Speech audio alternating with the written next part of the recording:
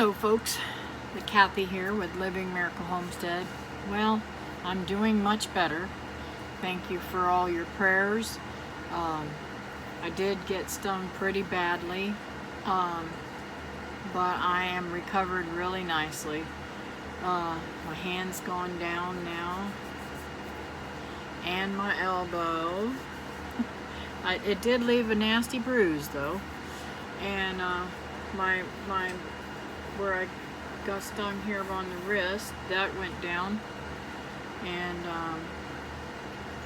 my chin, it's all gone down. Everywhere. I'm not going to show you my tush. Yeah, I got stung on my tush too. I got stung several times on my back. It was quite an experience.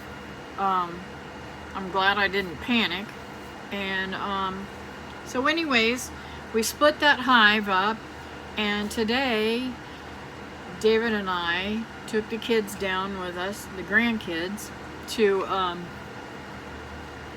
the gentleman who I got my queens from before. Really nice fella. And he allowed us to bring the grandkids down, my son's children, and he took us through the bee yard, because he has a really nice bee farm down south of us. But anyways, we had a wonderful time with the grandkids. He was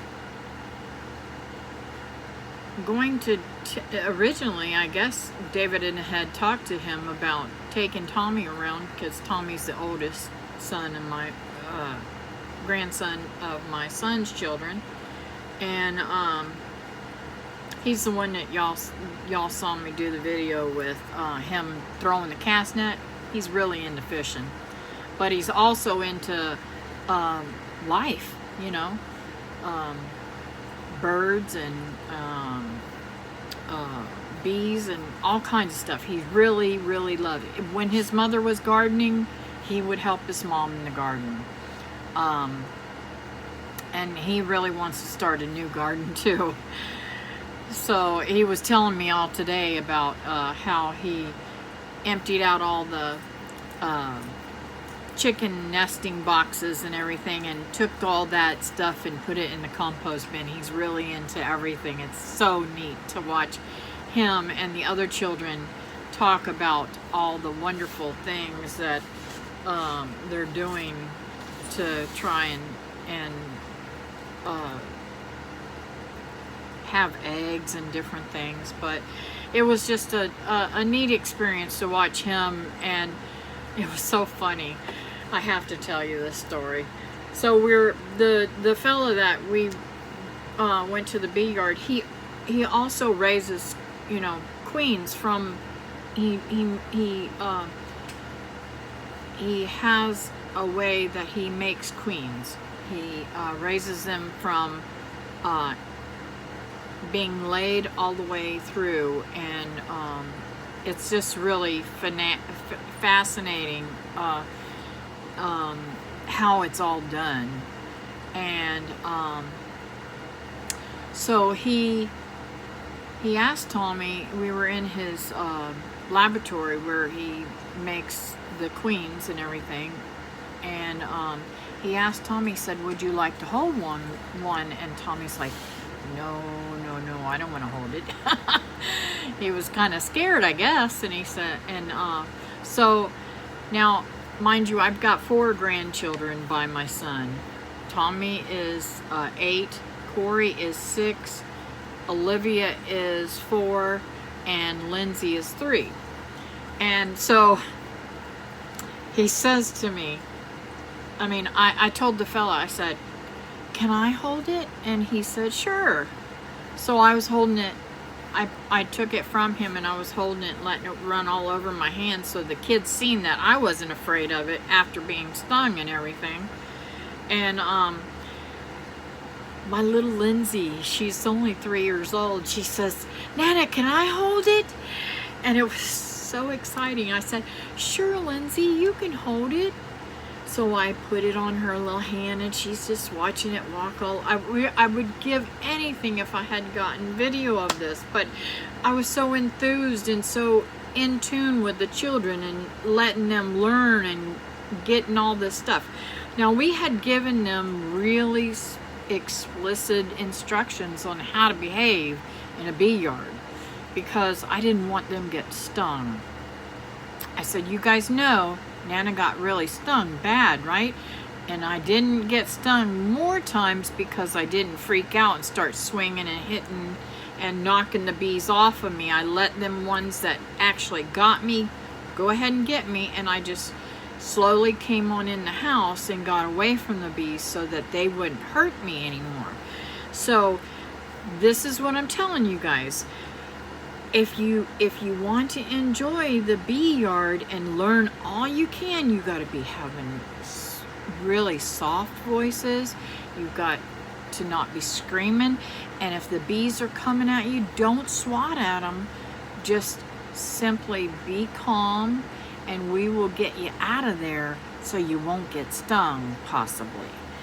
And I just really told them everything they needed to do in order to keep them from getting stung. Well, now, mind you, night before last, Pawpaw got stung right in the eye. So Pawpaw's got this great big old black eye, right?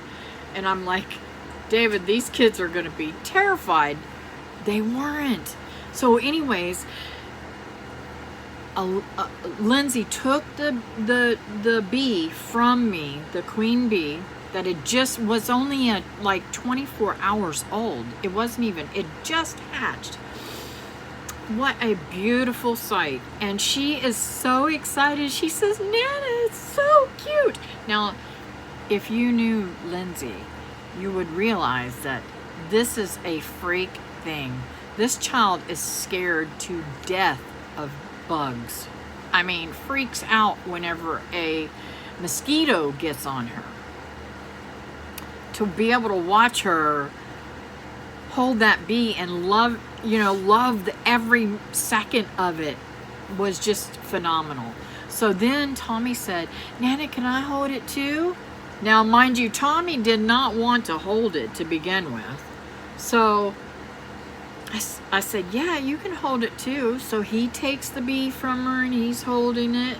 And then Olivia says, Nana, can I hold it too? And I said, sure, Olivia, you can hold it too. So Olivia tried to take it, and when it got off onto her, then it fell onto the floor. And so we had the gentleman pick it up, and so Olivia did hold it, but she didn't really get to hold it very much. And I said, he should probably put it up because it might get hurt now. That was a nasty low fall it took, didn't it, huh? So I explained to him that that's cool. That they got to hold that bee, and that was a very rare thing. So they're pretty excited about it, and I was just totally thrilled that they got that experience today. So anyways, tonight while I was sitting here, I said, well, I need to put out a video. I could put all this little shots together and make a video, but I really wanted to tell you guys about this story. And I mean, if you guys get a chance to talk to your grandchildren about bees and how they're raised and all that kind of stuff, I know not everybody raises bees, and I mean, a lot of you guys could take that experience where I've got massively stung all over my body and say, that's not a good thing to have bees. It really is a good thing, because with Charles, he explained literally how the bee went from being born and what it ate and stuff like that, and how it developed through its life. And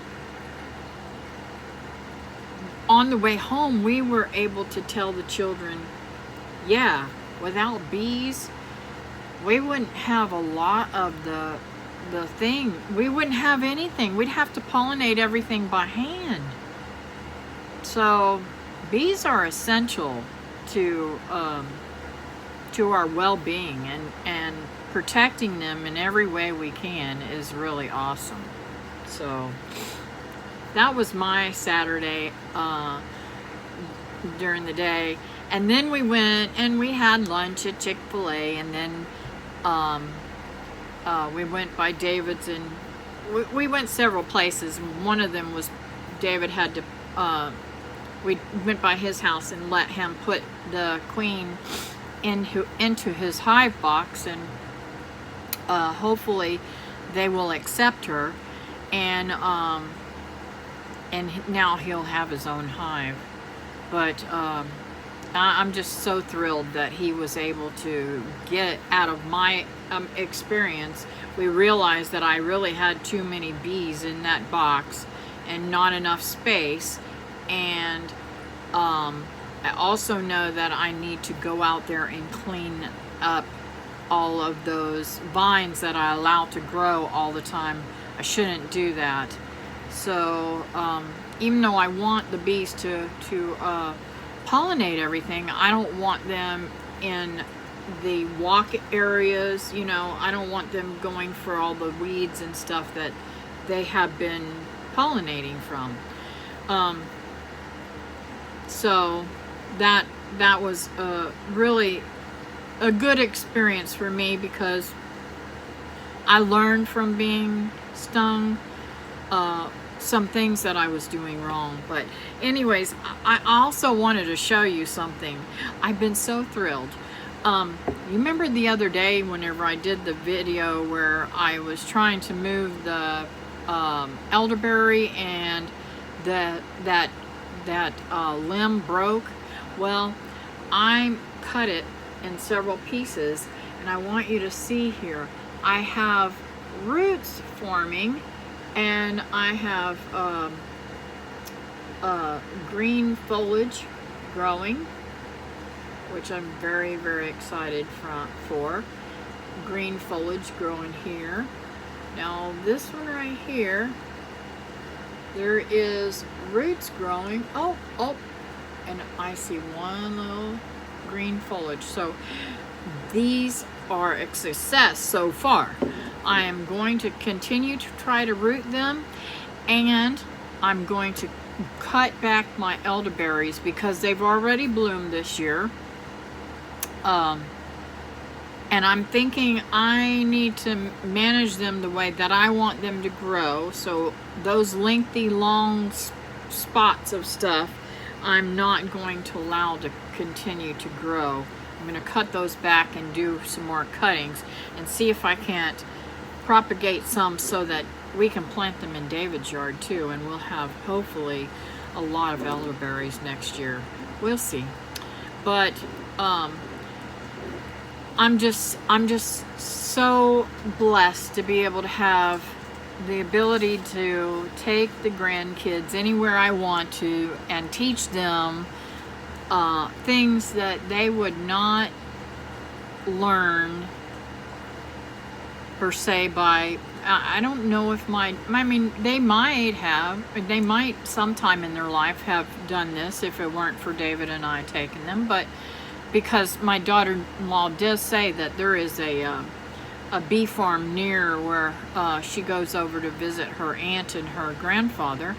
So, you know, maybe she might have stopped in there sometime to get some honey, and they might have learned some lessons there. You never know. But I'm so excited that my children are allowing David and I to teach the kids so many neat things about how to survive on their own. And you never know. They might grow up to be into the same kind of things that we are. So it's great to teach them when they're young. And I mean, I never dreamed that taking my son fishing all of his childhood would, I mean, I knew he loved fishing, and he always said he wanted to do what he's doing now. I never knew that his dreams would come true because we planted the seed when he was little to fish and eat the fish that you catch and that kind of stuff. I never knew that he would be a charter boat captain and own his own business and do this. So you never know what little seeds that you plant in your children and your grandchildren. So try to spend as much time with them and teach them the neat things in life, so they're not sitting on the Nintendos, or I say Nintendos, I don't even know what in the world games that they have nowadays. Back in my day it was Nintendo or Atari, or you know, I'm aging myself, aren't I? Anyways, enjoy your life and enjoy the time you got with the kids. It's never too late to teach them something. So don't forget, now I have Monday live streams at noon, and Wednesday live streams at 9 p.m. I come on over and join us for talks. We have a lot of fun. We like to cut up. I try not to make it too serious, so you get a little bit of fun in your week. And I appreciate you coming in to join me, and hopefully I'll see you soon. Don't forget now, like, subscribe, and share with your friends. Bye now.